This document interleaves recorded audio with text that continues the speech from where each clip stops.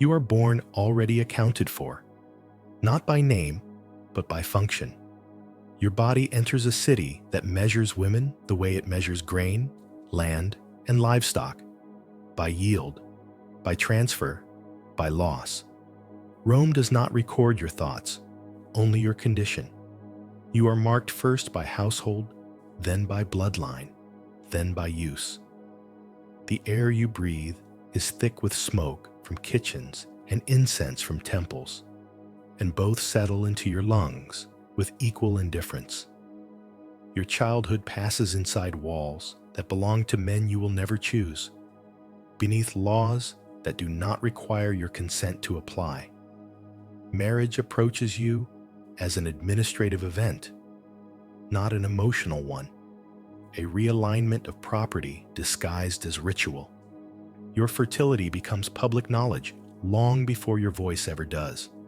Illness arrives quietly, as it always has, carried by water, by touch, by the routines you cannot avoid. Your body learns obedience through repetition, waking, bearing, bleeding, waiting. When you are moved, it is recorded as relocation, never as loss. If you are taught, it is doctrine without literacy, instruction without authorship. Religion closes around you, not as belief, but as enclosure, a structure that explains your pain without asking whether it should exist. Silence becomes your most reliable adaptation, a way to survive the constant accounting of your worth. As years pass, usefulness narrows. Youth recedes, fertility falters, and the household adjusts without ceremony. You remain present, but increasingly unregistered, a figure in the background of inventories and wills. Your body betrays you in small failures that accumulate. And abandonment does not require exile, only neglect. When you disappear, it is not an event. The land absorbs you without inscription. Rome continues intact. Only this trace remains, addressed to you, because nothing else ever was. You begin inside routine so old it feels natural, though nothing about it was chosen. The house is not yours, but your body moves through it with the certainty of habit. Stone floors cool your feet before dawn. The courtyard breathes damp air upward from its cistern, carrying the smell of stored water, ash, and yesterday's bread. This is how time first teaches you to exist, through repetition that does not require explanation. You wake because others wake. You move because movement is expected. No one records this stage of your life because it produces nothing transferable yet. Your body is small, but it is already interpreted. Hands adjust your posture, correct the way you sit, the way you walk, the way you lower your eyes. These adjustments do not arrive as punishment. They arrive as care, folded into daily instruction.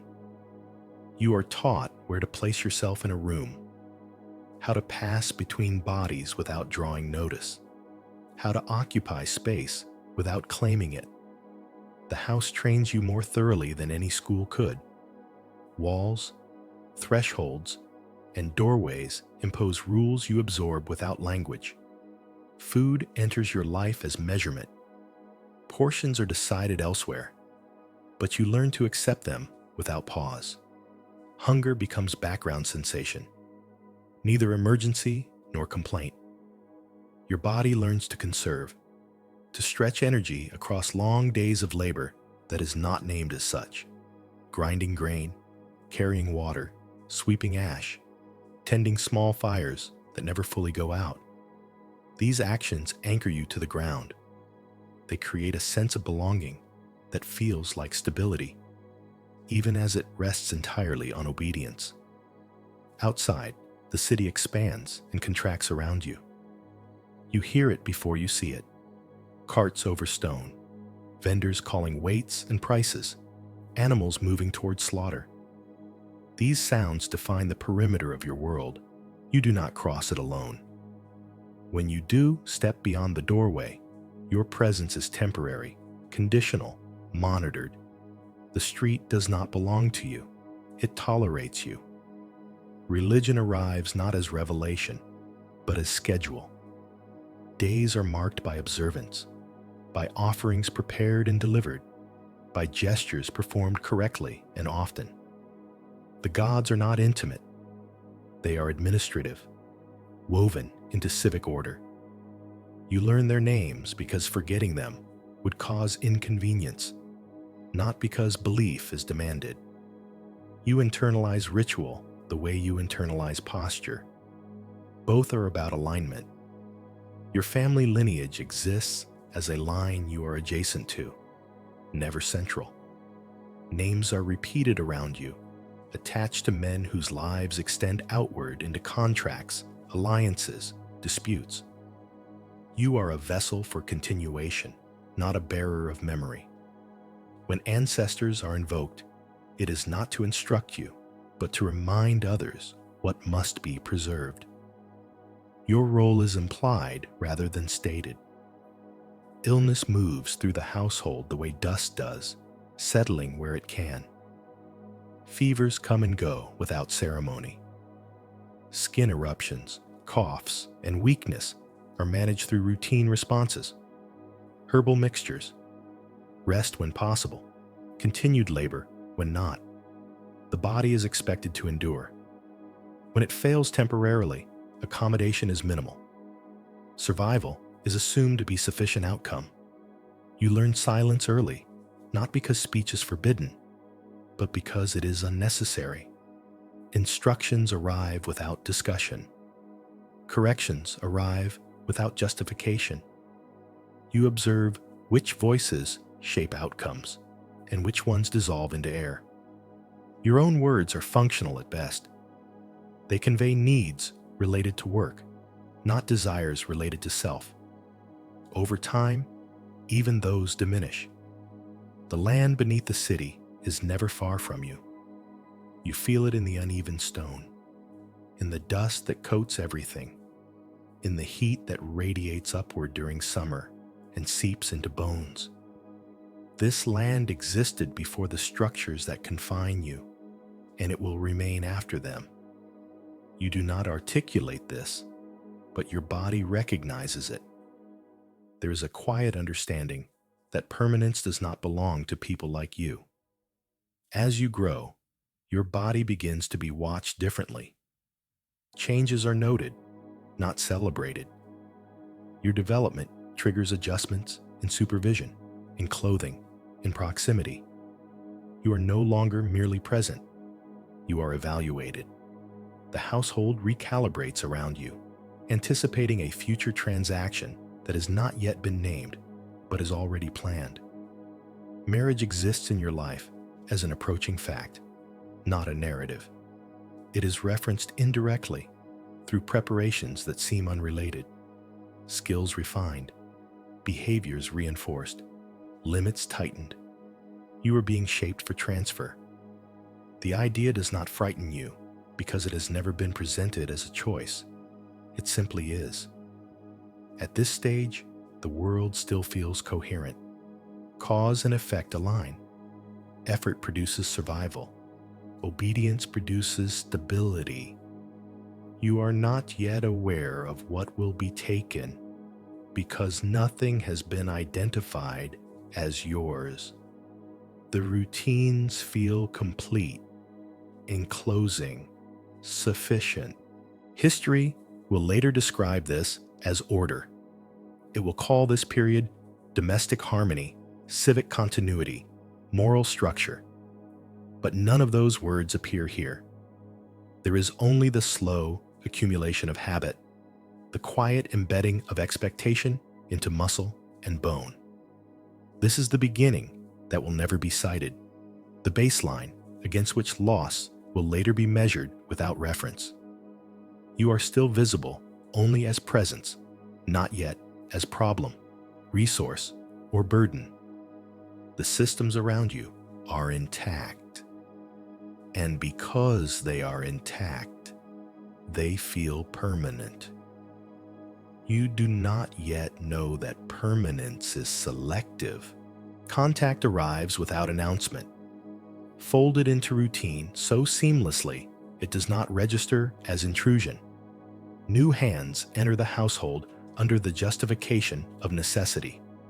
Traders, relatives by marriage, hired labor, officials conducting counts that require bodies to be present.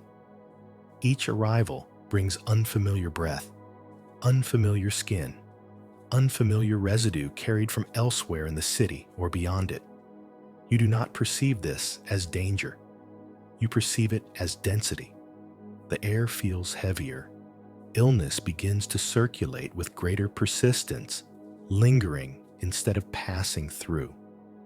Your body absorbs these changes before your mind ever could.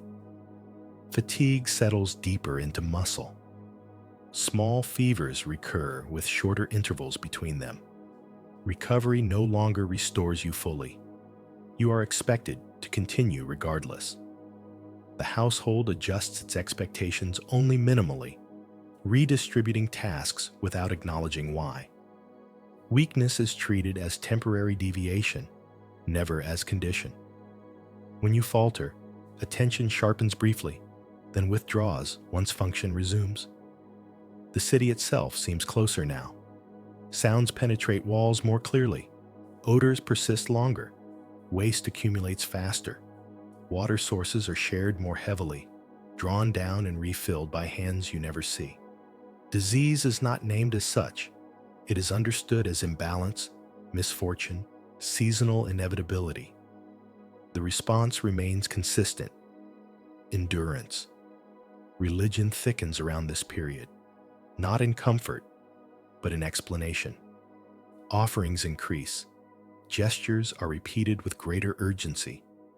You are instructed to observe more closely, to align your actions with prescribed rhythms that promise containment. The gods are invoked as regulators, not healers. They are meant to stabilize, not to intervene. Your suffering is folded into their jurisdiction without appeal. Structural changes follow quietly. You are moved within the house, assigned spaces that offer less light, less air. This is described as practicality. It is framed as efficiency. Your presence is reorganized to accommodate others whose movements carry more consequence. No announcement marks this shift. You notice it only through absence. The rooms you no longer enter, the tasks you no longer perform, because they require visibility. Instruction narrows. Skills once taught to broaden your usefulness are now refined toward a single outcome. You are prepared with increasing specificity. The household no longer invests in your general well-being. It invests in your suitability. Clothing becomes more restrictive, designed to signal readiness while limiting movement. Surveillance intensifies without overt force. You are watched because you are valuable, and valuable things are monitored. Your silence deepens. It becomes deliberate, economical. You learn that drawing attention accelerates decisions made without you. Compliance slows them. Stillness buys time. You adapt not out of strategy, but instinct, shaped by observation of what disappears first when households reorganize under pressure. The body responds unevenly. Growth is accompanied by pain that is dismissed as normal. Blood appears and is managed quickly, efficiently, without explanation. This transition is treated as confirmation, not transformation.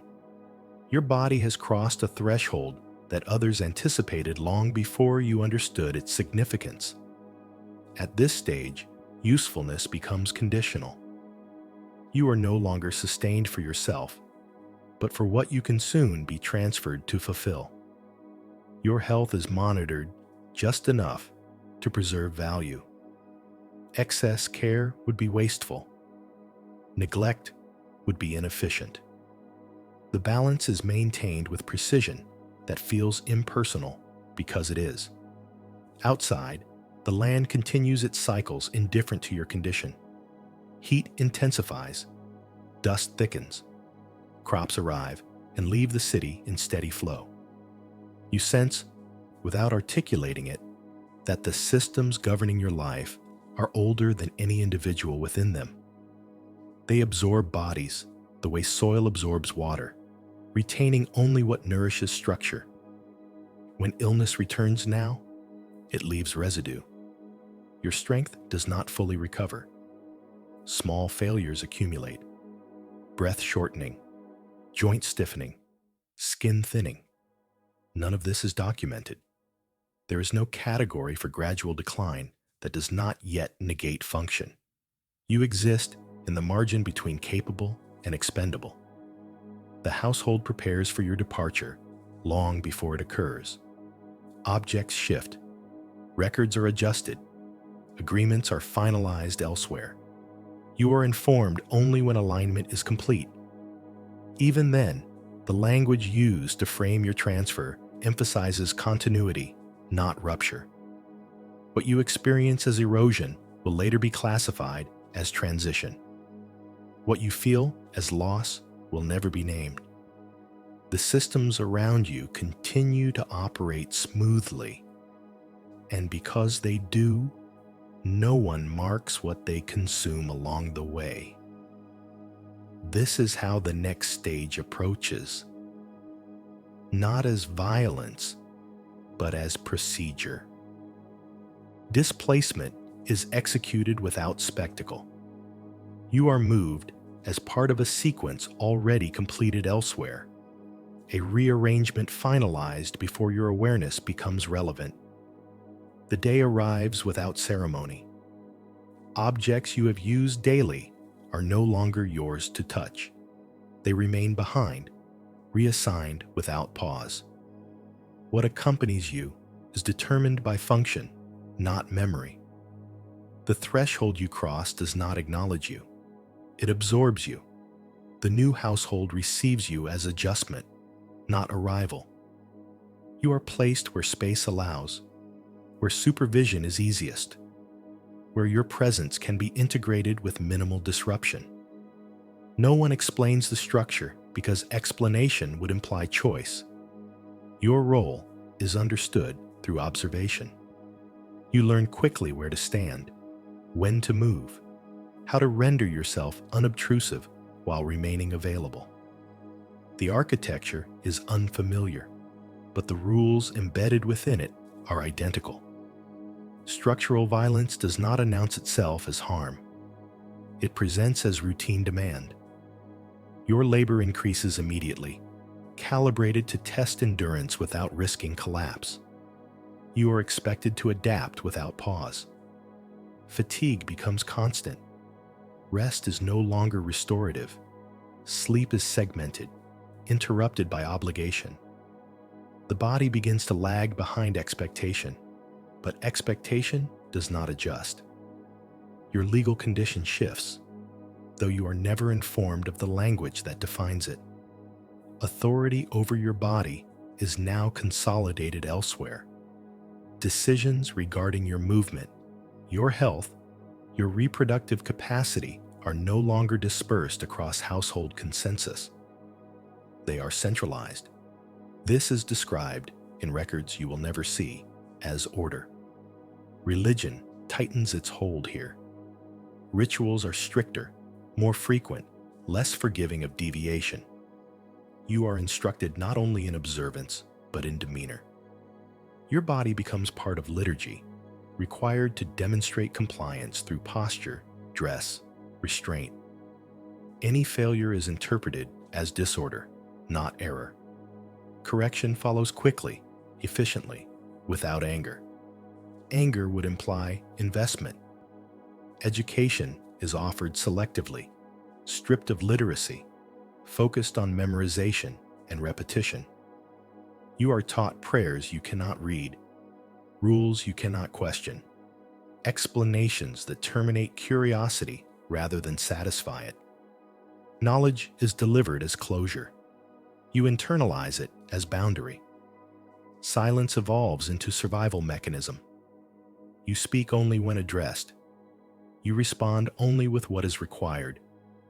You learn to make your presence predictable, your reactions minimal. This predictability protects you. Unpredictable bodies draw attention. Attention accelerates removal. Usefulness defines the rhythm of your days.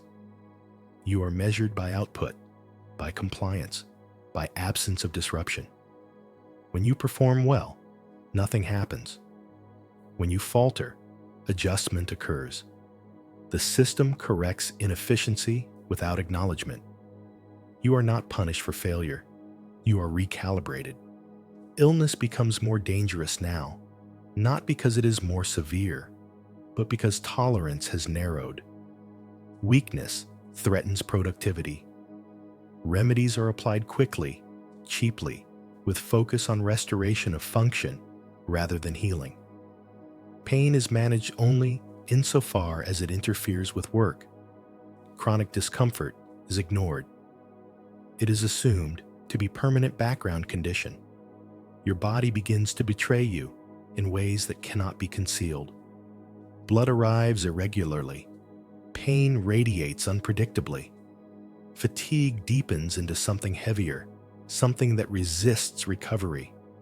You adjust your movements to compensate. You shorten steps. You conserve breath. You learn how to appear capable while operating at diminished capacity. Marriage, if it occurs, is procedural. Consent is assumed through compliance. Your body is transferred again, this time under language of union and continuity. The reality is consolidation. Your reproductive capacity is now formalized as obligation. The household into which you are placed does not invest in you beyond that function. Pregnancy, if it comes, is monitored closely. Your body becomes site of collective interest. Food portions increase briefly.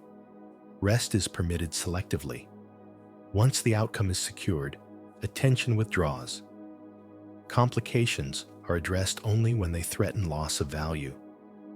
Your pain is recorded indirectly as deviation from expected process.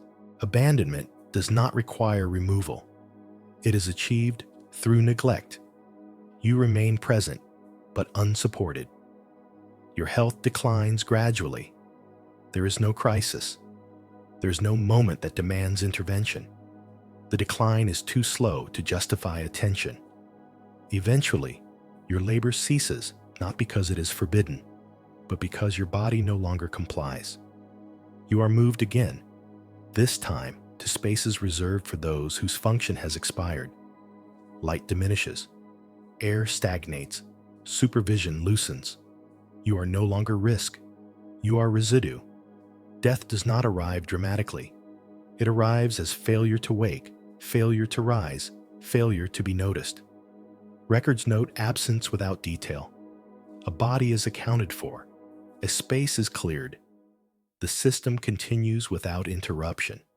What remains of you returns to the land quietly. There is no marker, no inscription. Soil closes over bone the way bureaucracy closes over name. The city persists. The structures that consumed you remain intact, strengthened by the very process that erased you. This is not tragedy in the language of record. It is outcome. It is procedure completed. History retains only the systems. You are gone without contradiction, without residue, except for this reconstruction, which addresses you because nothing else ever did. You enter the final phase without recognition. There is no threshold to cross now, no formal transfer, no ritual to misname what is happening. The system simply loosens its hold on you. What once structured your days with precision begins to thin, not out of mercy, but out of disinterest. You are no longer calibrated for efficiency. Your body no longer justifies attention. You wake later than before, not because you are permitted rest, but because no one checks. Time stretches without markers. The sounds of the household continue beyond your space, distant and muffled, filtered through walls that no longer open for you. You are present, but functionally outside circulation. This is how removal is accomplished without movement. Your body carries the record of what it endured. Joints resist motion. Breath arrives shallow, uneven. Old pain resurfaces without warning, unprovoked by exertion. Illness is no longer episodic. It has settled into permanence. There are no remedies offered now, not even minimal ones. Intervention would exceed value. The logic governing your care has shifted from preservation to containment. Food reaches you irregularly.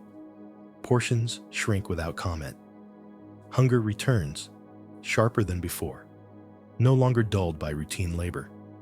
You ration movement to conserve strength. Even standing becomes calculated. You sit more often, then lie down more frequently, not in surrender, but in adaptation.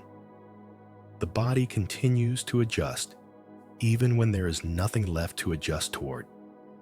Religion recedes, not because belief fades, but because enforcement no longer applies to you.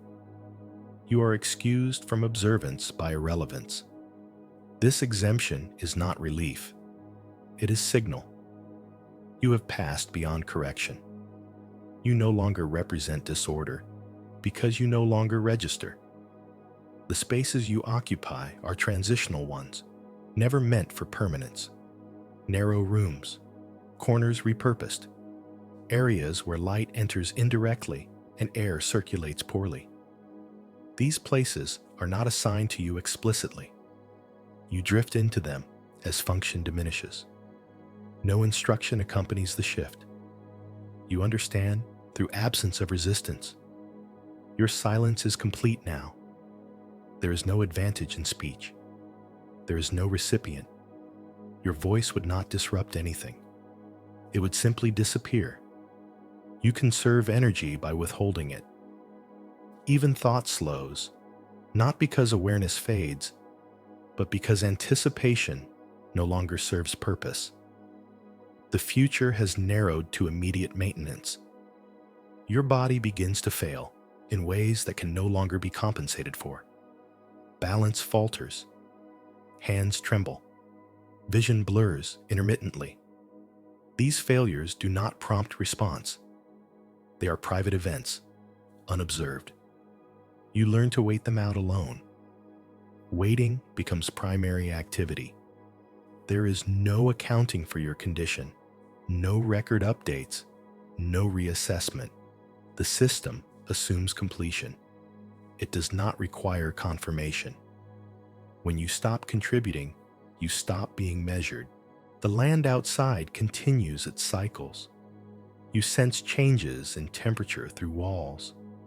Heat settles differently in the body now, lingering longer, exhausting faster.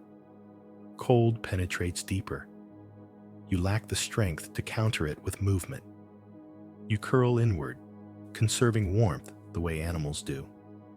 This is not regression, it is recognition. The body remembers older strategies when institutional ones fail. Sleep becomes fragmented. You drift in and out of consciousness without clarity. Dreams arrive without narrative. Images surface without sequence. Faces without names. Rooms without doors.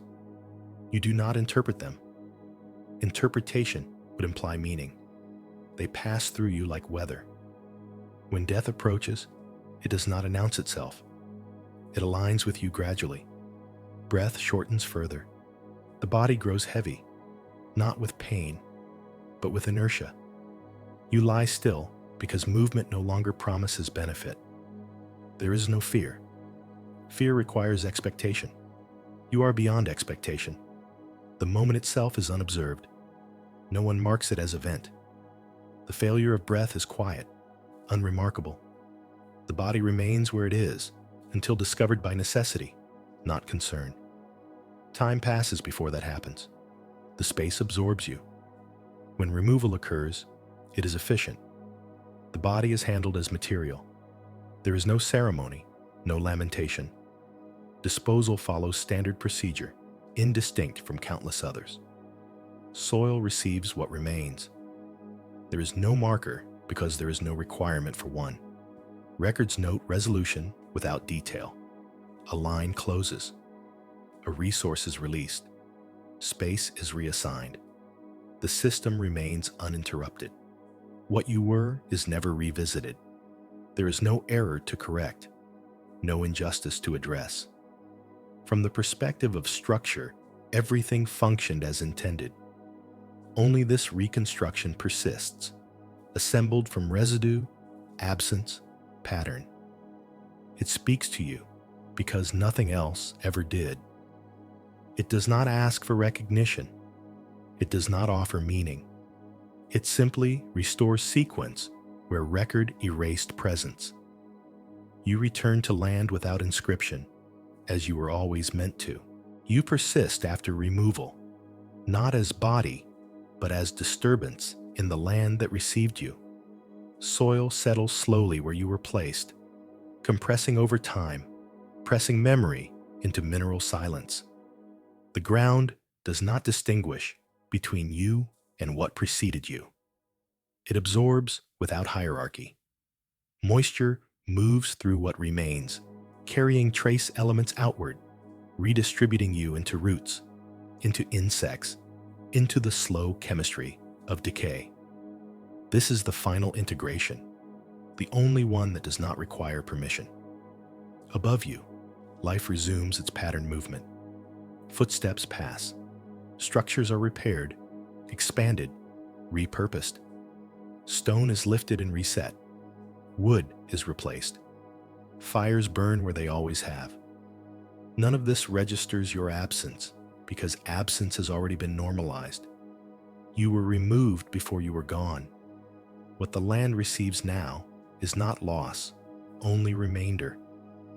Time continues to pass without reference to you. Seasons repeat their cycles. Heat dries the upper layers of earth. Cold tightens them again. Water erodes edges, carrying fine particles into channels that lead away from the city. You are diluted gradually, spread thin across distances that no longer belong to any system of record. This is not dispersal as freedom. It is dispersal as completion. Your existence survives only as pattern. The routines that shaped you persist, unchanged by your disappearance. New bodies are introduced, trained, aligned. They move through the same architectural constraints, the same administrative rhythms. The system does not require individual memory to function.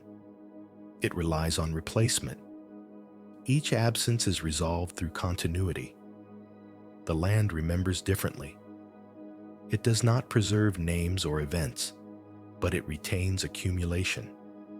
Layers build over time, compressing centuries into measurable strata.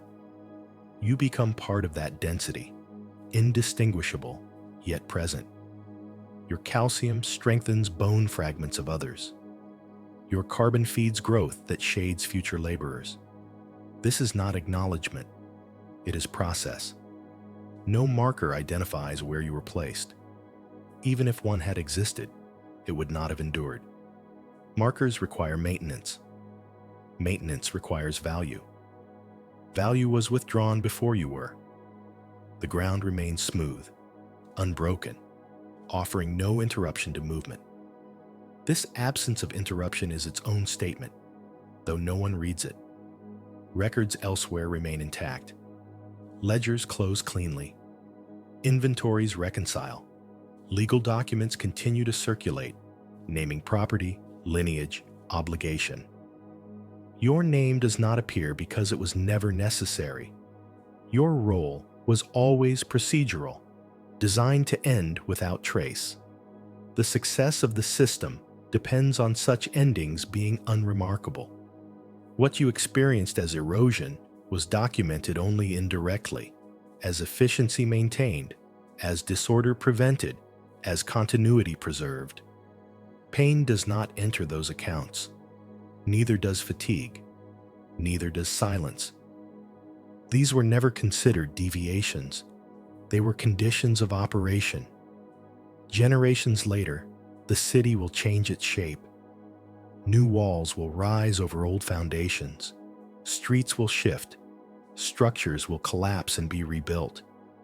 In this reconfiguration, fragments of you may be displaced again, mixed into mortar, scattered by excavation. Even then, you will not be identified. Material does not carry narrative unless someone assigns it one. The people who live above you will imagine the past as populated by figures unlike you. Figures who acted, decided, built. They will reconstruct history around those who left inscriptions. They will speak of laws, conquests, institutions. They will not speak of you because the systems that consumed you were designed to function without acknowledgement of their cost. Yet the land continues to hold that cost. It does not evaluate it. It does not redeem it. It simply contains it. Over time, this accumulation alters texture, composition, fertility. Fields grow differently where density increases.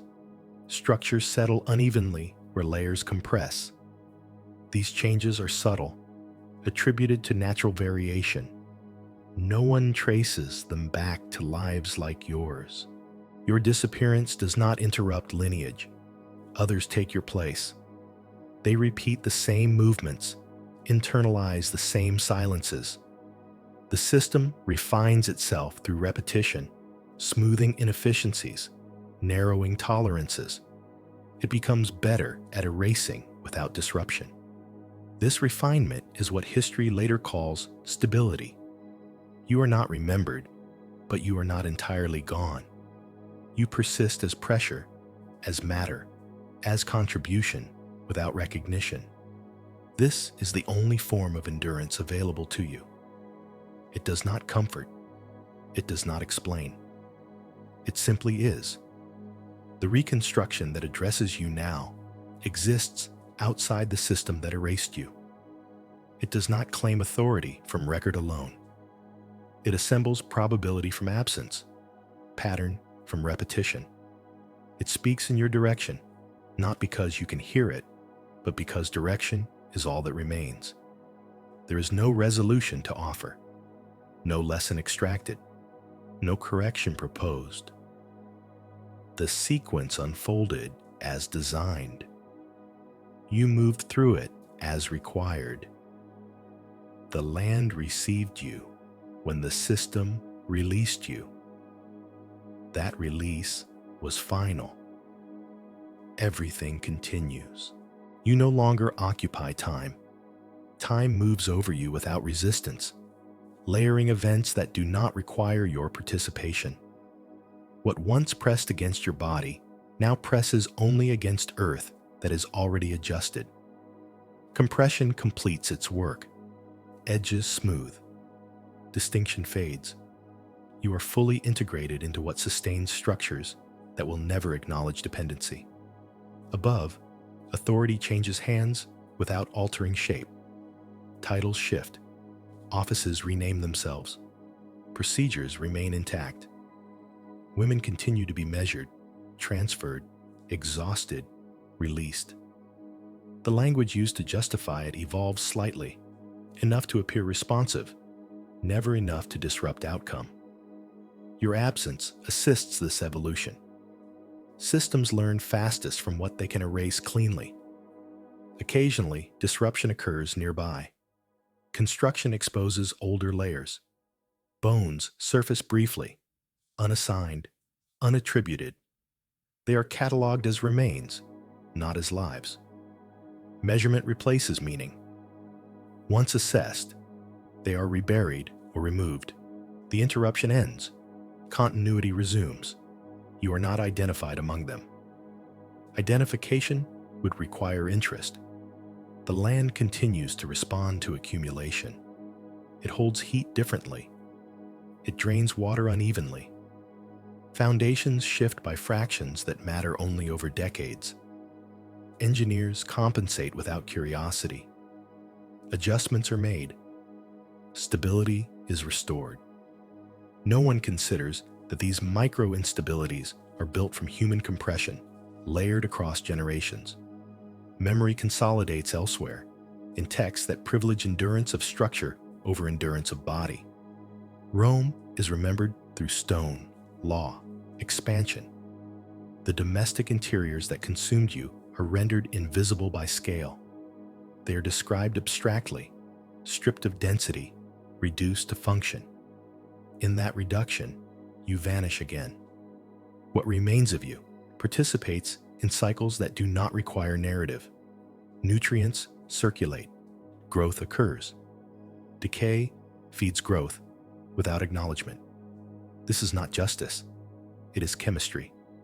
It is the final system you enter, one that does not distinguish between exploited and exalted. It only transforms. Your life does not resolve into meaning.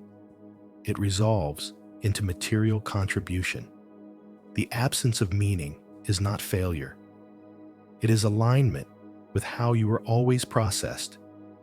You were not designed to culminate. You were designed to pass through. The reconstruction that persists does not correct this. It does not redeem. It does not elevate. It restores sequence where official memory omitted it.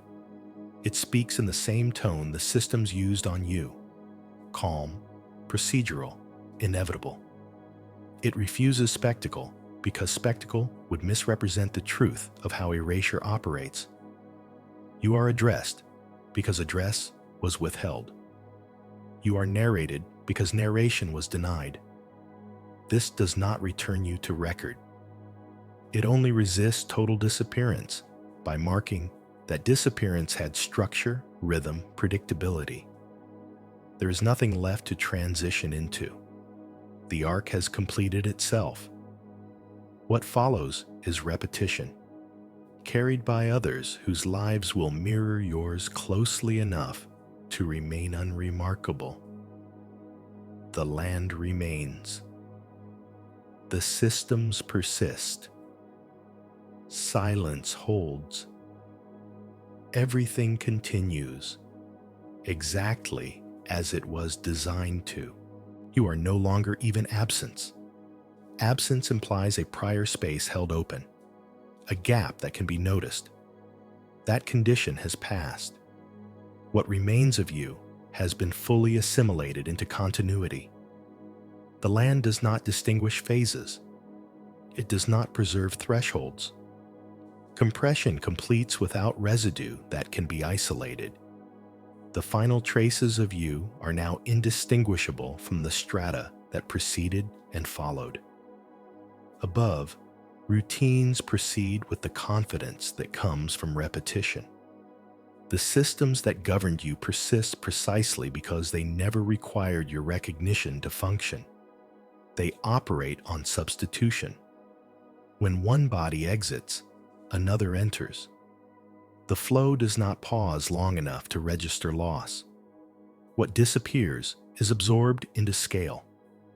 The domestic spaces that once confined you are renovated, divided, reassigned.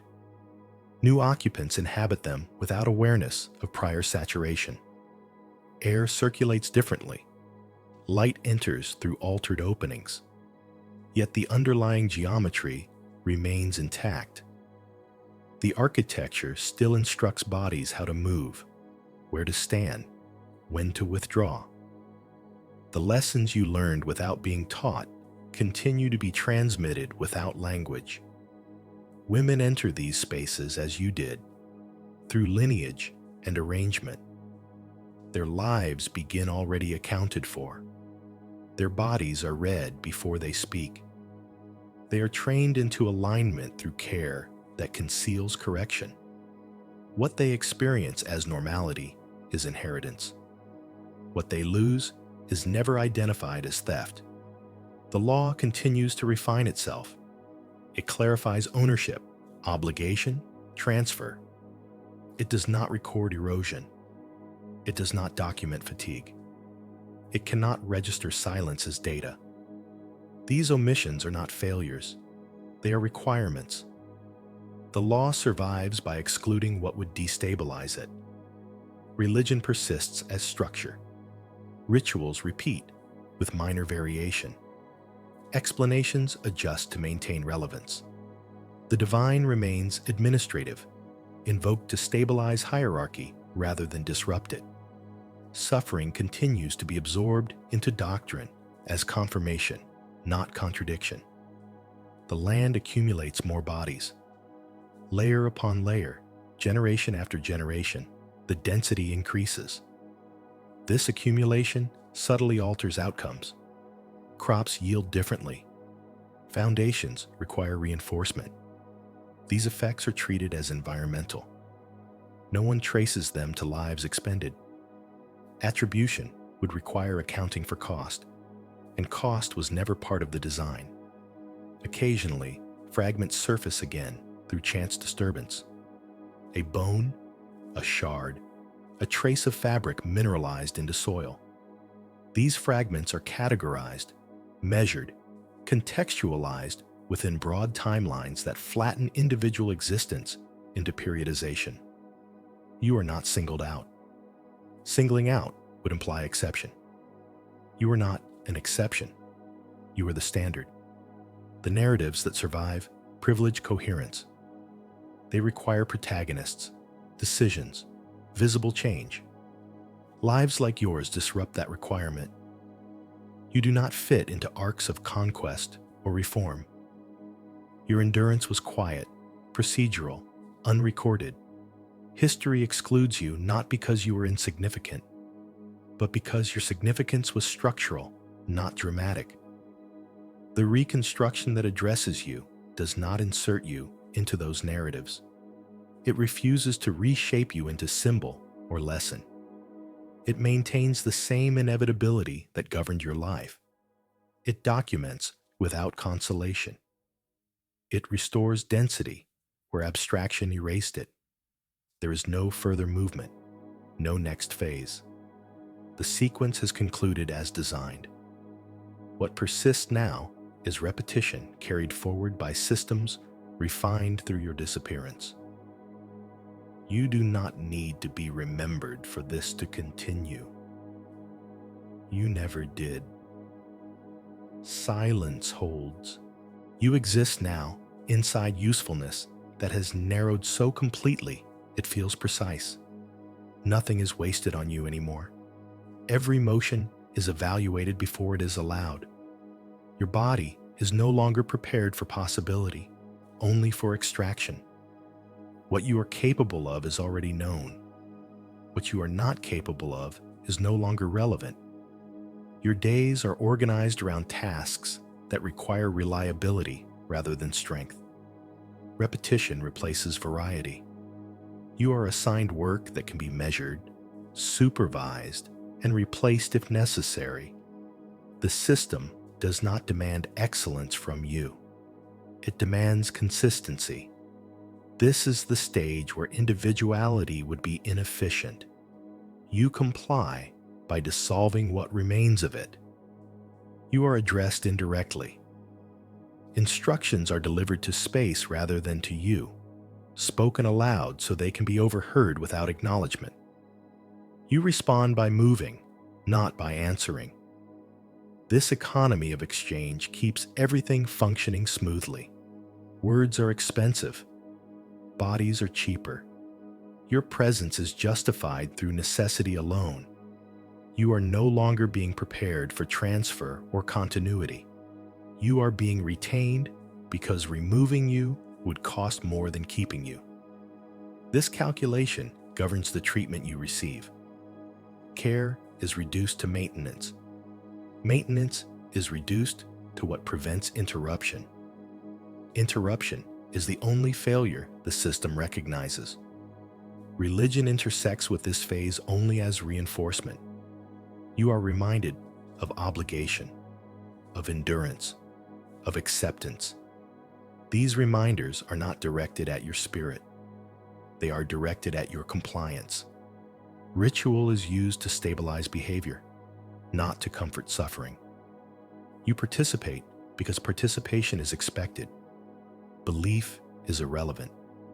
Your body continues to deteriorate in ways that are now visible.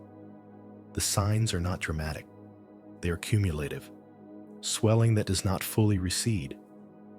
Pain that migrates without pattern. Breath that shortens during exertion that once required none. These changes are noticed, but they do not alter expectation.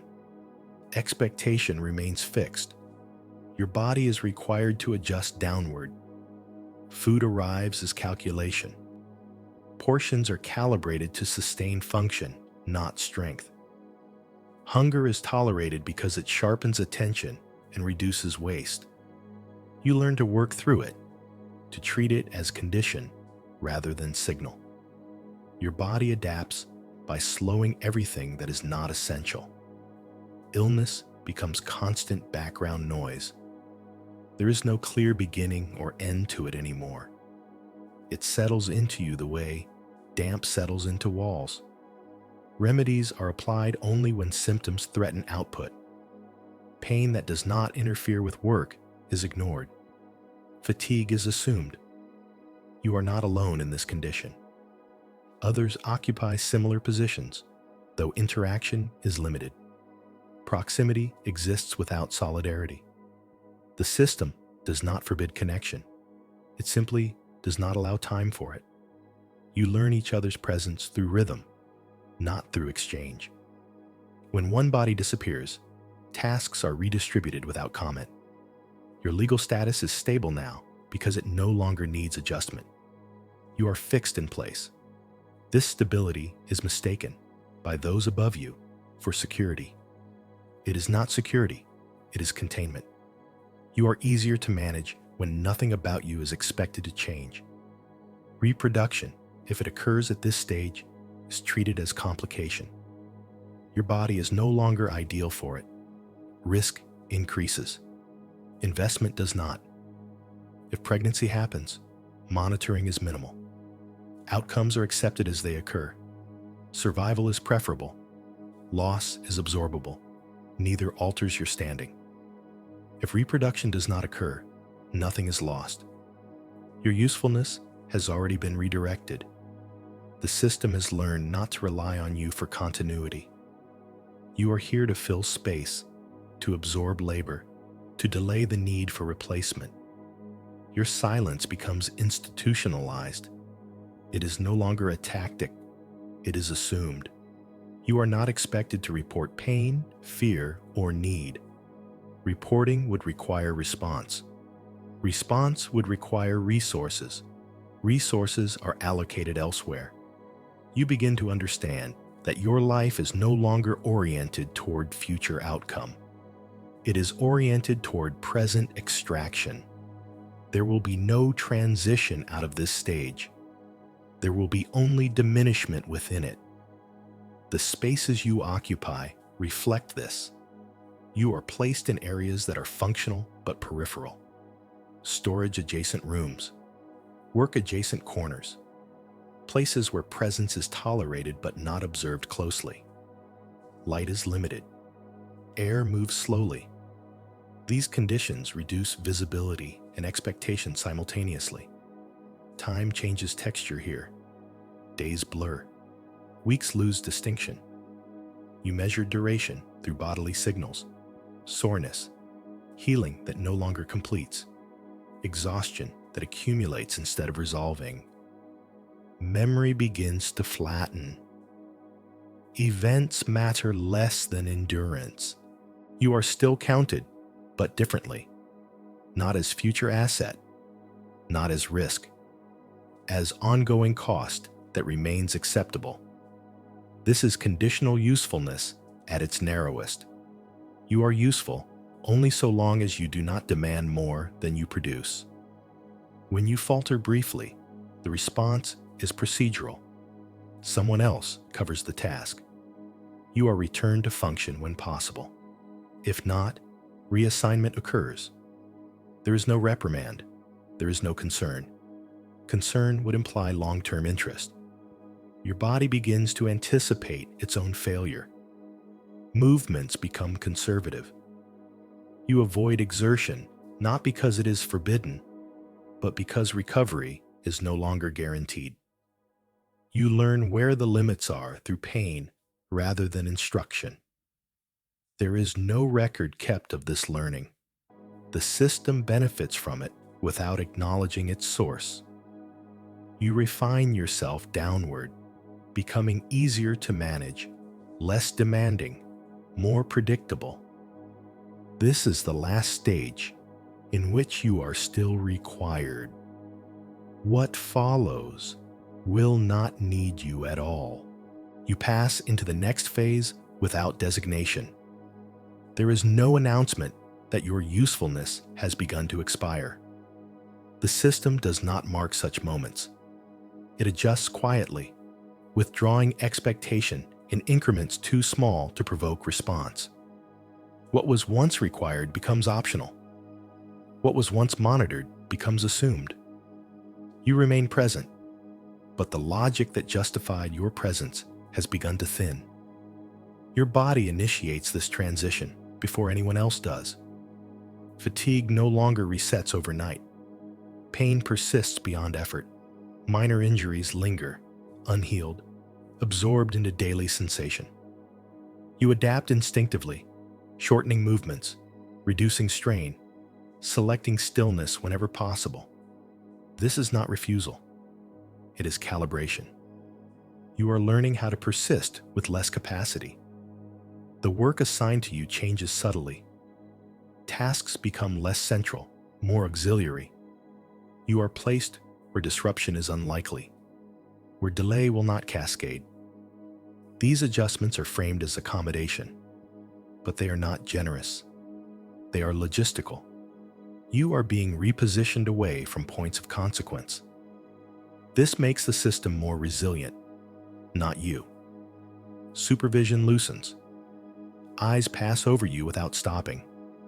Instructions are no longer repeated if you fail to hear them. Someone else will complete the task if you do not. This is not trust. It is redundancy. You are no longer singular enough to require attention. Food arrives inconsistently now. Portions fluctuate without explanation. Hunger sharpens again, not as acute deprivation, but as constant edge. You ration energy carefully, choosing which actions are worth the cost. The body becomes economical when resources diminish. It has learned this pattern before. Illness settles deeper. Symptoms overlap, making distinction irrelevant. Weakness blends into dizziness, dizziness into pain, pain into numbness. There is no clear onset that would justify intervention. The condition is too diffuse to address efficiently. You continue because stopping would require explanation, and explanation would require response. Religion withdraws further. You are no longer corrected for lapses in observance. Your absence from ritual goes unnoticed. This is not mercy. It is exclusion by irrelevance. You are no longer considered part of the moral calculus that requires maintenance. You exist outside correction because correction assumes recoverable value. Your legal status remains unchanged on paper. In practice, it becomes inert. Rights that were never exercised now atrophy entirely. Obligations persist, but enforcement weakens. The system no longer invests in ensuring your compliance because non-compliance would not matter. You are no longer positioned where refusal would register. Silence completes its transformation. It is no longer chosen. It is structural. There is no one assigned to hear you.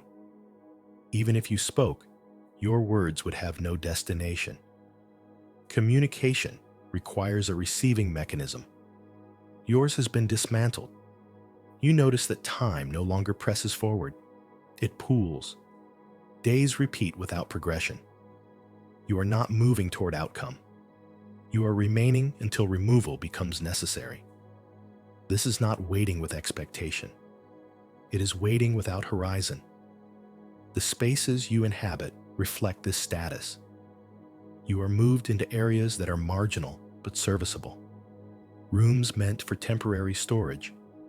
Corridors that absorb overflow. Places where presence is tolerated because it does not interfere. Light is minimal. Air circulates poorly. These conditions reduce attention and accelerate decline without visible force. Your body responds predictably. Muscles weaken from disuse imposed by exhaustion. Balance becomes unreliable. Hands tremble slightly during fine movements. Vision blurs at edges. These signs are not alarming enough to prompt response. They are gradual, deniable. Others like you occupy nearby margins. You recognize them through shared stillness. Interaction is rare. There is no framework for it. Solidarity requires time, and time is allocated only where return is expected. You coexist without acknowledgement, each contained within individual diminishment. When one of these bodies disappears, there is no ceremony. Tasks are redistributed. Space opens briefly, then fills. You understand that this is not warning. It is demonstration. This is how removal occurs. Your own decline becomes more pronounced. Standing requires effort. Walking demands planning. Breath arrives shallow, uneven. You sit longer, lie down earlier. The body is conserving for reasons it does not articulate. There is no future to prepare for, only continuation. At this stage, care ceases entirely, not as decision, but as outcome. There is no policy governing abandonment. There does not need to be.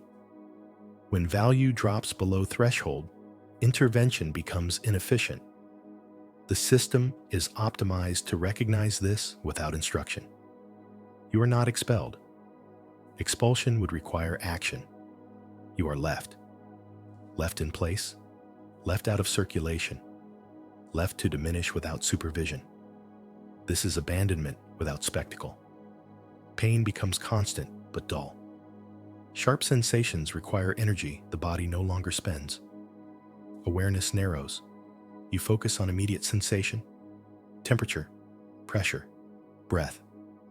Thought simplifies. Not because capacity is gone, but because complexity no longer serves survival. Sleep fragments. You drift in and out without distinction. Dreams lose narrative. Images surface briefly, then dissolve. There is no meaning attached to them. Meaning requires continuity. You are beyond that. Your body begins to fail in small, accumulating ways. Incontinence appears. Weakness deepens. These failures are managed privately, without assistance. Shame does not arise. Shame requires witness. There is none. You are no longer counted in any active ledger. Records assume your eventual resolution without tracking progression. The system anticipates your disappearance as certainty, not as event. There is no urgency. When movement finally becomes impossible, it is not sudden. It arrives through accumulation. You attempt to rise and cannot. You remain where you are because there is nowhere else assigned to you. This is not confinement. It is neglect completed. Time passes. You do not measure it. Hunger fades. Thirst dulls. Sensation recedes unevenly. The body shuts down systems that are no longer sustainable. This is not resistance. It is compliance at the biological level. Death does not announce itself. It aligns gradually. Breath slows. Heart weakens. Consciousness thins. There is no fear. Fear requires anticipation. You are beyond anticipation. The moment passes unobserved. There is no interruption. No sound marks it. You remain until discovered, incidentally, when space is needed, when odor intrudes, when routine requires clearance. Removal is efficient. The body is handled as material. There's no record beyond resolution, no marker beyond absence. Space is reclaimed. This stage concludes without notation. The system remains intact. You are not present for what follows, but the system continues to process you anyway. After removal, your absence is integrated with the same efficiency that governed your use. Space is cleared. Surfaces are scrubbed. Air is allowed to circulate again. Whatever marked your final days is erased not out of cruelty, but out of protocol. Decay is treated as contamination, not as conclusion. The body is transferred through channels designed to minimize disruption. Handling is practiced, impersonal, economical. There is no hesitation, no deviation. You are no longer a subject of obligation. You are material to be resolved. This transition is smoother than any you experienced in life. Resistance is no longer possible, and therefore no longer necessary. Records update indirectly. A task is closed. A space becomes available. A count adjusts by one without annotation. There is no cause listed, no narrative attached. Resolution is sufficient. The system does not require explanation for outcomes it anticipates. Your disappearance was already assumed. What remains of you enters processes older than the institutions that consumed you. Fire, soil, exposure, decomposition.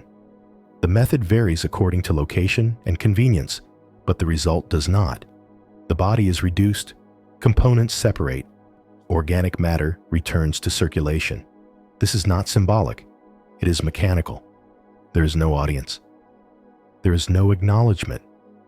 The procedures that govern death are designed to be invisible, just as the procedures that governed your life were. Visibility would invite pause. Pause would invite reflection. Reflection would slow function. Nothing slows. Above ground, the routines you once sustained continue without adjustment. The tasks you performed are redistributed, absorbed, simplified. No one remarks on the change. Absence is corrected before it is noticed. The system has redundancy for this exact purpose. Those who replace you do not inherit memory. They inherit structure. They step into positions shaped by countless bodies before them, none of which were recorded individually. What feels to them like normality is accumulation. What feels inevitable is design refined through repetition. Your name, if it was ever spoken in a way that mattered, does not survive this stage. Names are preserved only when attached to property, lineage, or disruption. You contributed to continuity, not to change. Continuity does not require names. It requires silence. The land accepts what remains without distinction. Soil receives ash, bone, residue. Microorganisms perform their work without instruction. Elements are redistributed according to gradients that do not recognize hierarchy. This is the only system you enter that does not measure worth. It only transforms. Time passes. Seasons repeat. Rain penetrates layers. Heat accelerates breakdown. Cold preserves briefly, then yields. Over years, nothing identifiable remains. You are no longer trace. You are component. The city above continues to evolve. Walls rise and fall. Streets shift. Buildings are repurposed. The ground is disturbed periodically, but not deeply enough to retrieve you as individual. Even if fragments surface, they are categorized broadly, absorbed into general history without attribution. You are one of many, one of too many. Narratives solidify elsewhere. Chroniclers describe institutions, laws, expansions. They speak of stability, order, endurance. They do not speak of the bodies required to maintain that endurance. The omission is not accidental. Including you would fracture coherence. History prefers smooth surfaces. Women continue to move through the same procedural arc, born into accounting, transferred through marriage, used until diminished, released without marker. This repetition does not appear as cruelty from within the system. It appears as tradition, necessity, nature. Language adjusts to protect that perception. The cost accumulates regardless. Layer by layer, the ground thickens with unacknowledged lives. This density alters outcomes subtly. Structures settle unevenly. Agriculture responds differently. These changes are attributed to environment, to chance. No one assigns them to accumulation of human exhaustion. You do not witness this. You do not need to. Your role was never to observe consequence. It was to absorb demand. That function concluded when your body could no longer comply. The system adapted immediately. The reconstruction that addresses you now exists outside the record that erased you. It does not insert emotion where none was allowed. It does not impose judgment. It restores sequence. It names procedure. It follows the arc exactly as it unfolded, without interruption. This is not memorial. Memorials require intention. This is documentation of inevitability. It speaks because silence was enforced. It narrates because narration was denied. There is no redemption embedded here, no reversal, no lesson extracted for correction. The system that consumed you persists because it was effective. Effectiveness does not require justice. It requires compliance and replacement. Both were supplied. Your life ends not as story, but as throughput, input, output, resolution. The clarity of this is its own violence, though it never presents as such. It presents as order. What remains now is only continuation. Others will pass through the same narrowing. Others will be processed with the same efficiency. The land will receive them as it received you. Records will remain clean.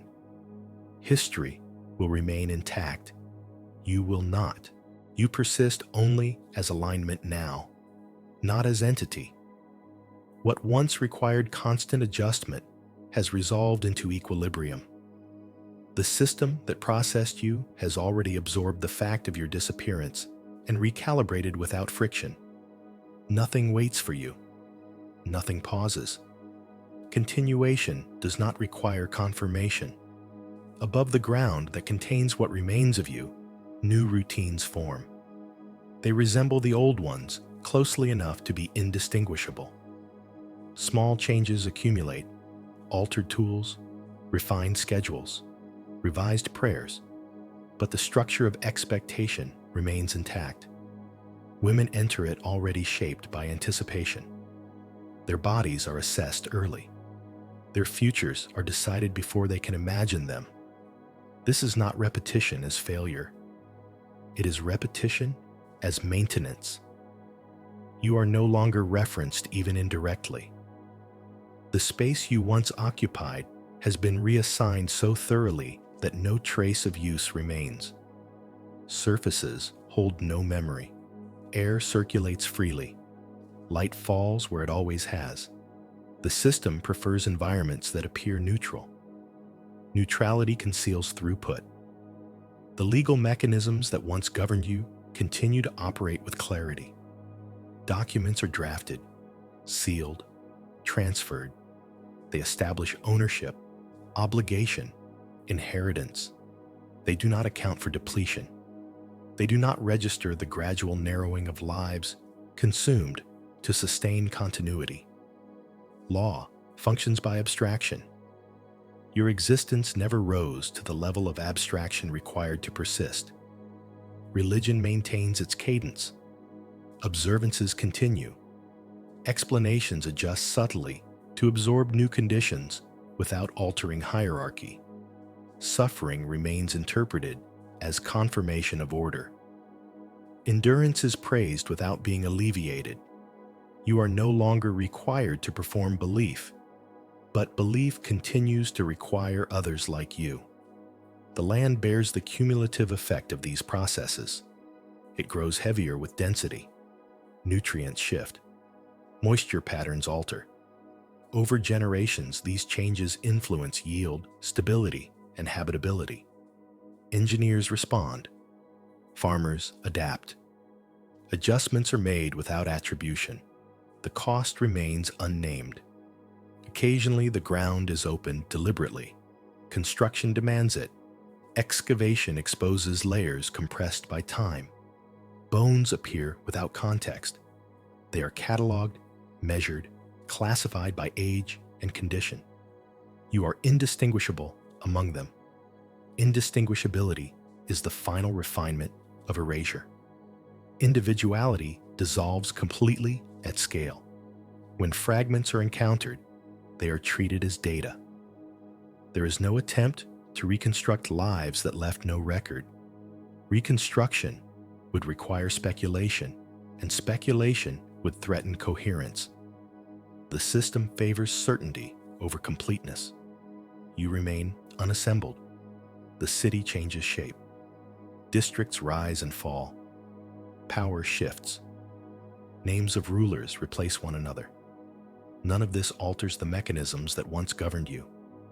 Structural dependence on expendable labor persists beneath visible transformation. Stability depends on it. Progress obscures it. You do not return as cautionary example. Caution implies choice. There was no choice in how your life unfolded. You were aligned into sequence long before you could resist it. Your endurance was not exceptional. It was required. Those who live now inherit the outcomes of this alignment without awareness of cost. They experience the city as functional, ordered, enduring. They attribute its endurance to design, discipline, foresight. They do not attribute it to attrition. Attrition is not commemorated. Language evolves to maintain distance. Terms soften. Categories expand. New justifications emerge. The function remains unchanged. Bodies continue to be assessed, allocated, diminished, released. The pace adjusts. The arc remains. You exist nowhere in these adjustments. You are not precedent. You are not reference. You are not warning. You are resolved matter. The system does not need to remember what it already knows how to do. The reconstruction that addresses you does not insert you into memory. It does not restore agency or dignity in the language of later eras. It preserves the procedural truth of how you were processed. It follows the narrowing exactly, without interruption, without embellishment. It speaks in second person because first person was denied to you. It addresses you because address was withheld. This is not correction. It is alignment with what was omitted. There is no afterlife described here. No continuation of consciousness. That would misrepresent the logic that governed your end. The system required only that you stop. You stopped. Everything continued. Your contribution persists materially. Elements once bound into your body circulate through soil, water, growth. This circulation does not confer recognition. It only confirms transformation. You are useful again, but without measurement. The silence that surrounds you now is not absence of sound. It is absence of inquiry. No one asks what was lost, because loss was never defined. Without definition, there is nothing to recover. History moves forward, carrying only what it can support. Names attached to power endure. Structures designed for permanence are preserved. Lives like yours dissolve into generality.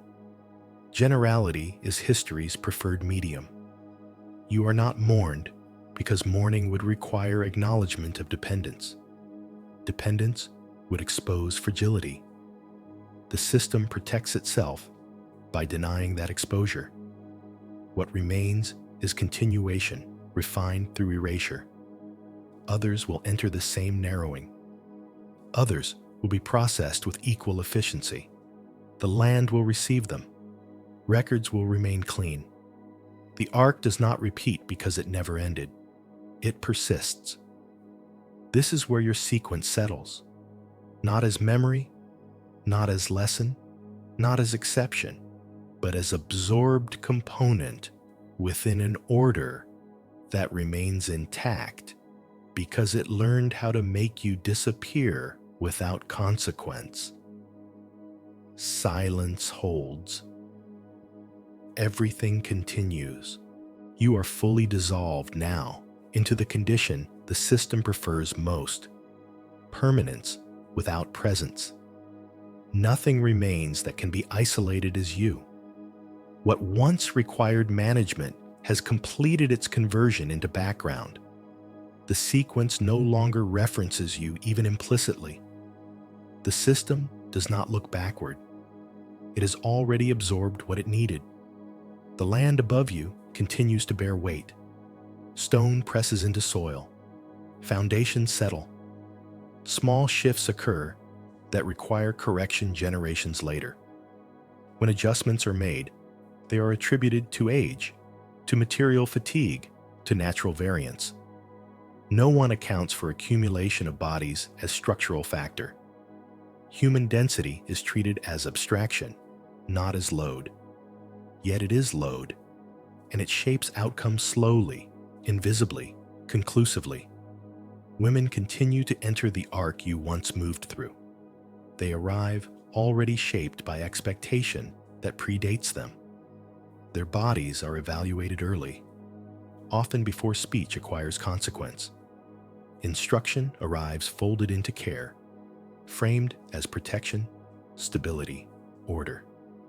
They accept it because there is no language provided to refuse. The system does not suppress resistance through force alone. It prevents resistance by never naming alternatives. Their lives proceed through narrowing channels. Each stage appears rational from within. Each adjustment is justified as necessity, efficiency, tradition. What is lost at each stage is not recorded because loss is not recognized as event. It is treated as alignment. This is how attrition becomes invisible, by presenting itself as correction. The law continues to refine itself with precision. Categories expand to capture variation without challenging hierarchy. New terms are introduced to describe conditions that already existed. These terms provide the illusion of responsiveness. They do not alter outcome. The system learns how to describe itself more carefully, not how to change. Religion persists as stabilizing mechanism. Ritual continues to regulate bodies, to assign meaning without redistributing power. Suffering remains legible only as confirmation of order. Endurance is praised because endurance preserves continuity. Relief would disrupt it. You are no longer part of this moral economy, but it continues to require others like you. Time passes unevenly. Centuries compress in some places, stretch in others. What remains constant is the procedural rhythm that consumes bodies without commemorating them. The city changes its name, its rulers, its borders. The domestic interiors where you were diminished leave little trace in official memory. They are too small, too numerous, too ordinary to record. Their ordinariness is their power. Occasionally, historians attempt reconstruction. They rely on documents that survived because they served authority. They extrapolate domestic life from prescriptions written by those who controlled it. The gaps are acknowledged briefly, then smoothed over. Absence is described as uncertainty rather than as design. You are located somewhere inside those gaps, unexamined. Archaeology encounters fragments that once belonged to bodies like yours. Bones worn by repetitive labor. Joints reshaped by years of strain. Teeth eroded by diet and stress. These indicators are noted, measured, categorized. They are assigned to classes, to periods, to generalized conditions. Individual sequence remains unrecoverable. That loss is accepted as methodological limitation rather than as consequence of erasure. The ground continues to transform what it holds. Minerals leach. Organic matter decomposes. Nutrients circulate upward into roots that feed plants cultivated by those who inherit the city. This circulation is continuous, indifferent, effective. It does not distinguish between lives consumed justly or unjustly. It only converts. Your life does not reappear as warning. Warnings require audiences willing to hear them. The system does not train its participants to listen for what it erased. It trains them to accept what remains. Acceptance is efficient. It reduces friction. It ensures continuity. Language continues to adapt. Terms soften. Practices are reframed. What once appeared as explicit subordination is redescribed as role, duty, tradition.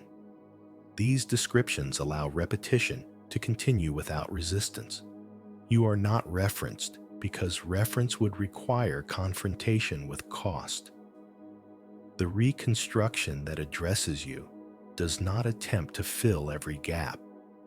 It does not invent emotion where documentation withheld it. It does not dramatize suffering to force recognition. That would misrepresent how the system operates. The system does not rely on spectacle. It relies on normalization. It consumes through routine. You are addressed because address was denied. The second person restores direction without restoring agency. It acknowledges that sequence moved through you, not that you controlled it. This is the closest approximation to record that can be assembled without distortion. There is no future promised here. Futures belong to those the system invests in. You were never positioned as future-bearing entity. You were positioned as intermediary, as conduit, as expendable stability. Your endurance sustained structures that outlived you. That endurance was not voluntary, it was required. As time extends further, the specifics of your era blur. New interpretations overlay old ones. The city is remembered through monuments, texts, reforms.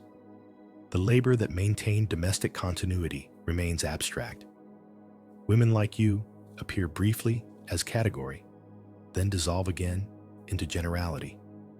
Generality protects the narrative of progress. The land remains the only continuous witness. It does not testify. It accumulates. It records through density, through altered composition, through subtle shifts that require correction, but not explanation. This is its archive.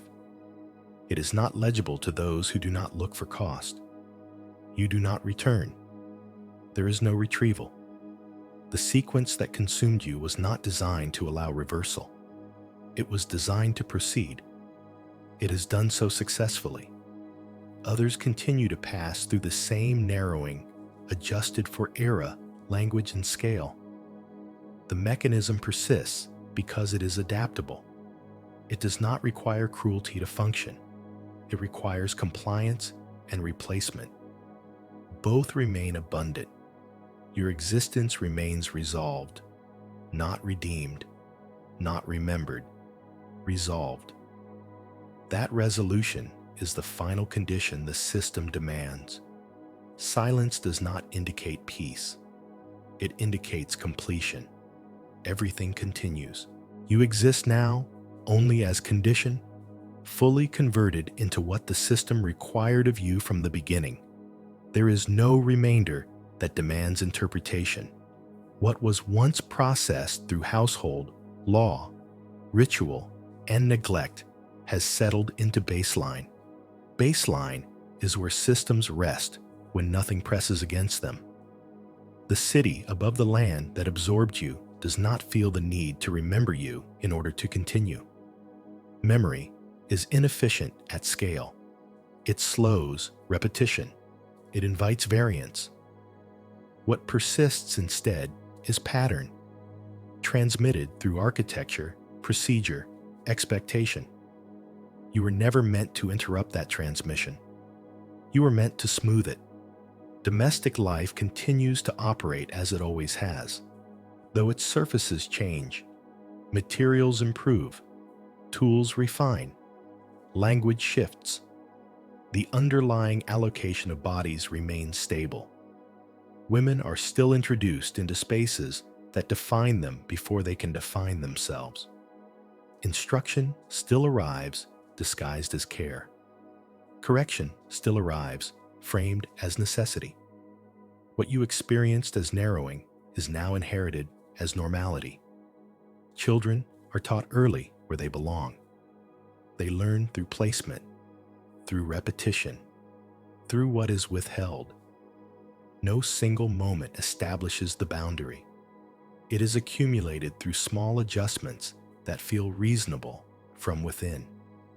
By the time awareness could form, alignment has already occurred. This is how systems reproduce themselves without force. Legal structures remain precise. They continue to codify transfer, obligation, authority. They expand in complexity, not in compassion. New clauses describe conditions more accurately without altering outcome. Precision replaces accountability. You were governed by such precision. It functioned perfectly. Religion continues to regulate interior life without redistributing power. Its explanations adapt to circumstance, absorbing contradiction without rupture. Suffering remains meaningful only insofar as it reinforces order. Endurance is still praised because it stabilizes hierarchy. Relief is still conditional because unconditional relief would undermine necessity. The land continues to change beneath this continuity. Accumulation increases density. Density alters response. Flooding behaves differently. Crops respond unevenly. Foundations require reinforcement. These changes prompt technical solutions, never moral ones. Engineers adjust. Administrators allocate resources. No one attributes instability to the weight of lives expended. The concept does not enter calculation. When the past is examined, it is filtered through what survived. Stone endures. Law endures. Names attached to authority endure. Domestic erosion does not. You are absent not because you were insignificant, but because the mechanisms that consumed you did not leave artifacts designed to persist. Absence is the artifact. Scholars note the gaps. They describe uncertainty. They infer possibility. They caution against speculation. The caution is appropriate. Speculation would require imagining lives like yours as complete sequences rather than as functions. The record does not support that imagination. The record was designed not to. Occasionally, attention turns briefly toward women's lives. Categories are proposed. Roles are described. Constraints are acknowledged. These acknowledgments remain abstract. Abstraction protects continuity. It allows recognition without consequence. You are located somewhere inside these abstractions, flattened until nothing specific remains. Archaeological evidence continues to surface sporadically. Bones shaped by labor, joints compressed by repetition, teeth worn by diet and stress. These indicators are interpreted carefully, scientifically, without narrative. They are attributed to populations, not persons. This is not neglect. It is method. Method preserves credibility by avoiding attribution where records are silent. Your silence becomes permanent through rigor. The land holds what method cannot. It holds accumulation without explanation. It retains trace without interpretation. Over time, this accumulation becomes indistinguishable from geology. Human cost becomes environmental factor. Once that happens, responsibility dissolves. Environment cannot be blamed. It can only be managed. Your life does not return as lesson because lessons require intent.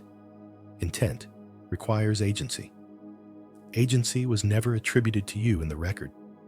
You were acted upon, transferred, adjusted, released. These verbs define your presence. They do not allow for moral framing without distortion. To preserve accuracy, the narrative remains procedural. The reconstruction that addresses you maintains this accuracy.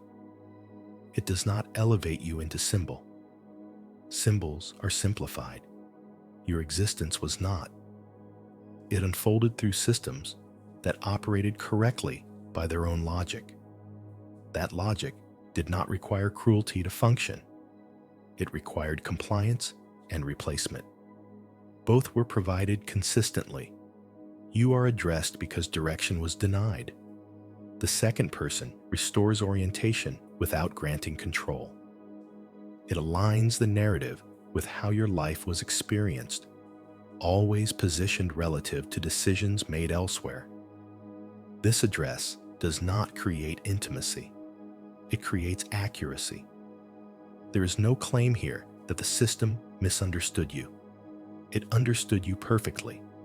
It knew exactly what it needed from you and exactly when to stop investing. Misunderstanding would imply error. There was none. Your disappearance was anticipated, accommodated, absorbed. As time continues, the city's identity shifts. Empires fracture. New authorities claim legitimacy. Each iteration promises order, stability, continuity. Each iteration relies on the same domestic mechanisms to sustain itself. Women continue to be processed quietly, efficiently, without commemoration. The scale changes. The logic does not. Language becomes more refined. New terms describe old constraints. These terms create distance between experience and description. Distance allows repetition without discomfort. You existed before such refinement. Your life was governed by blunt clarity. That clarity made erasure easier, not harder. You do not reappear as ancestor. Ancestry requires lineage that claims you.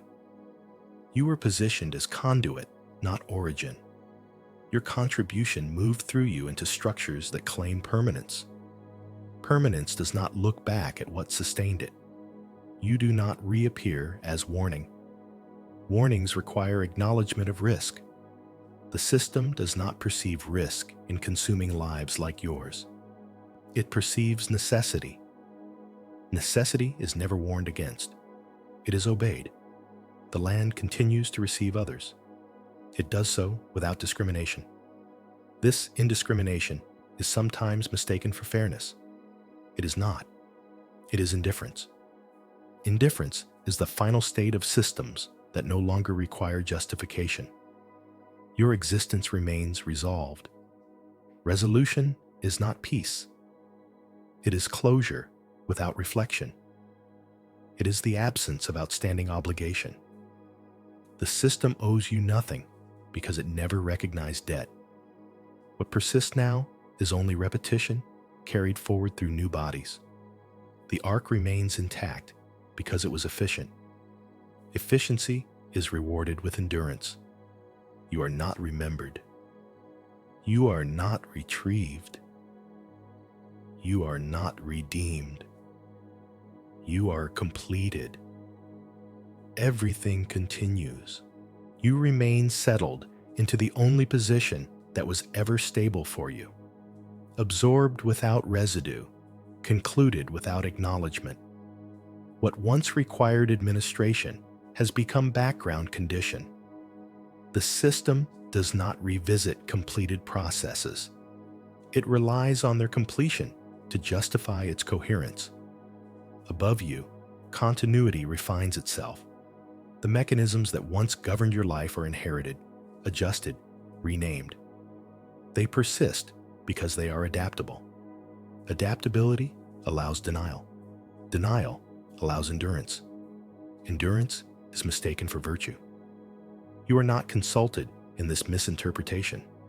Consultation would imply relevance. Domestic spaces continue to operate as sites of quiet extraction. They are described as private, protected, essential.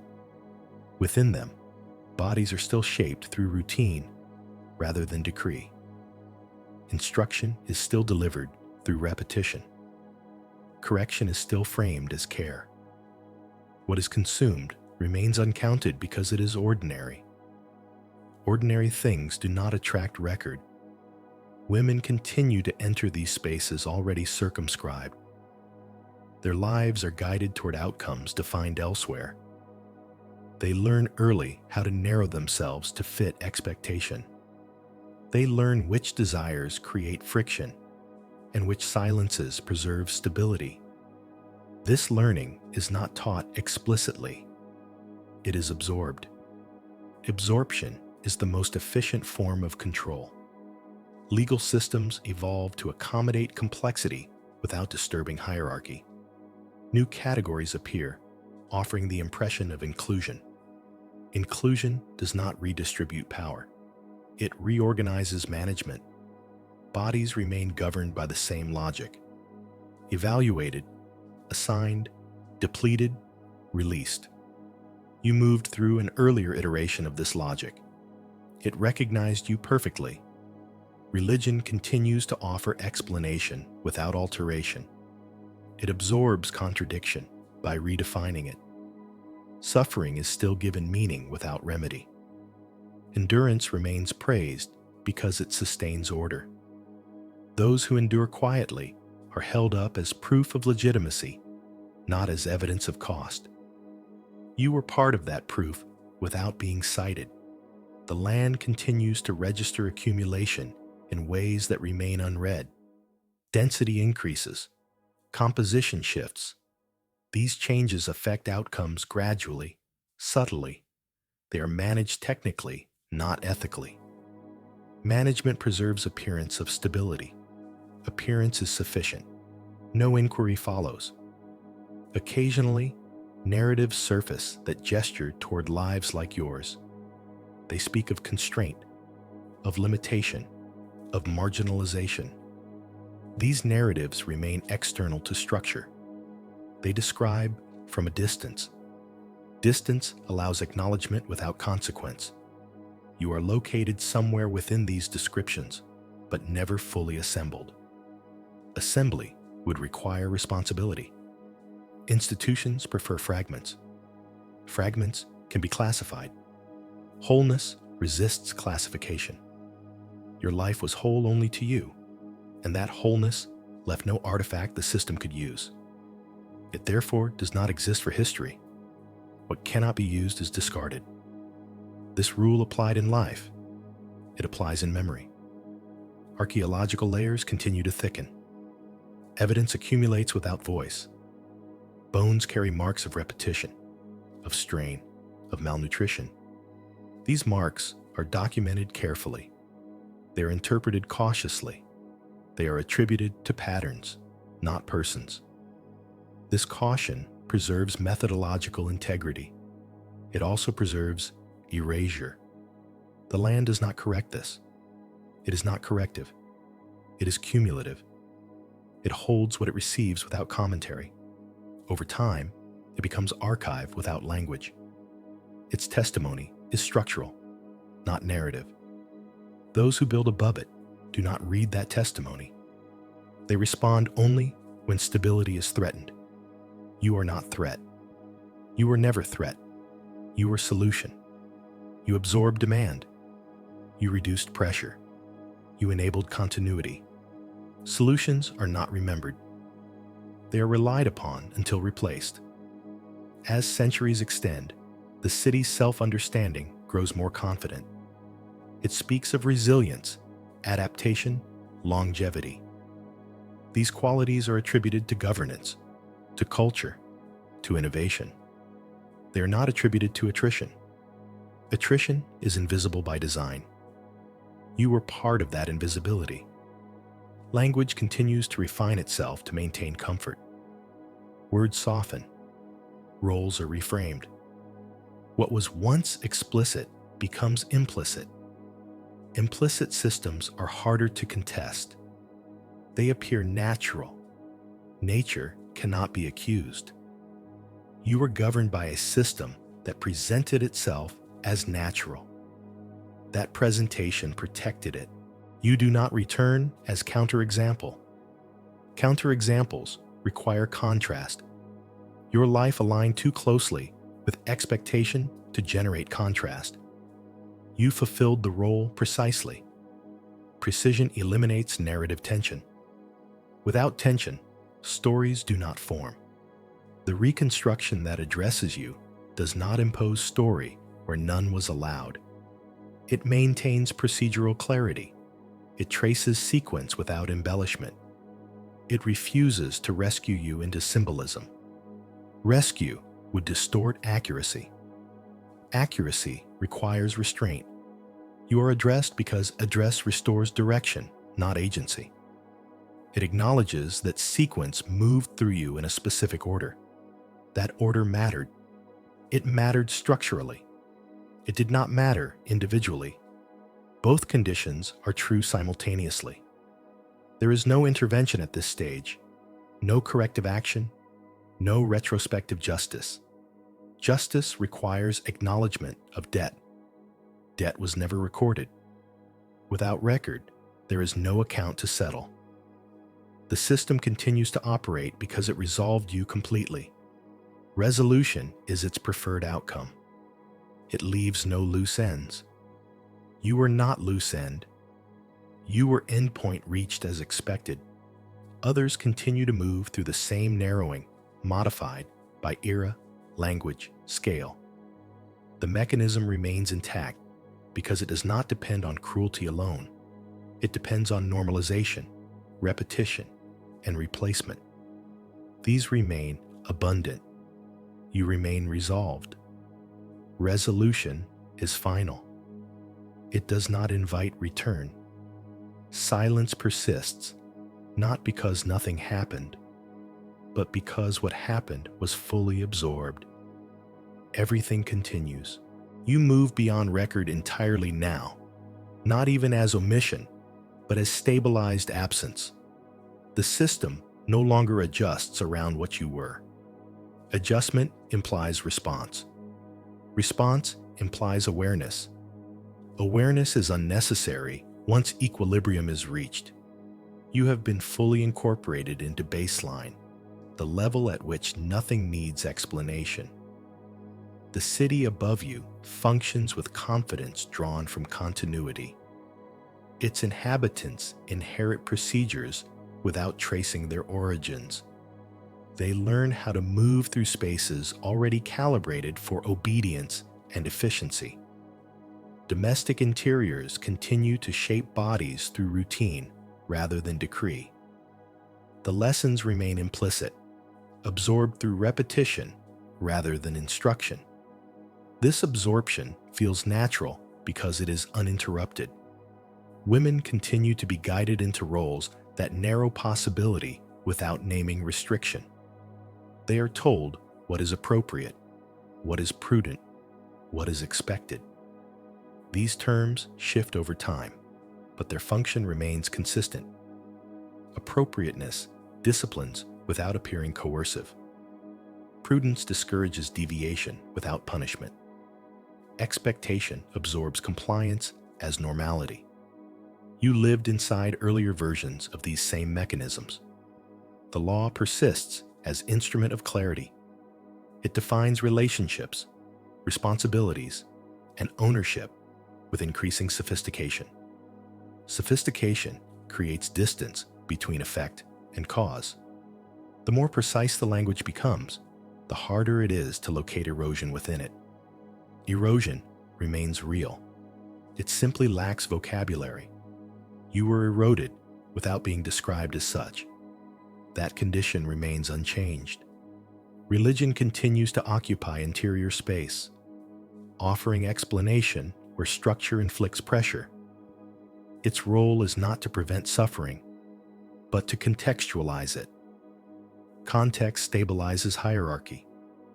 It allows endurance to be framed as virtue rather than necessity. You endured because endurance was required. Others endure now, under different names, for the same demand. The land continues to accumulate what systems discard. This accumulation alters conditions slowly enough to appear natural. Soil compacts, layers thicken, drainage shifts. These changes are managed when they threaten output. They are not investigated as consequence. Consequence would imply accountability. Accountability would disrupt continuity. Occasionally, voices emerge that gesture toward what has been lost. They speak cautiously, constrained by available evidence. They describe patterns, not persons.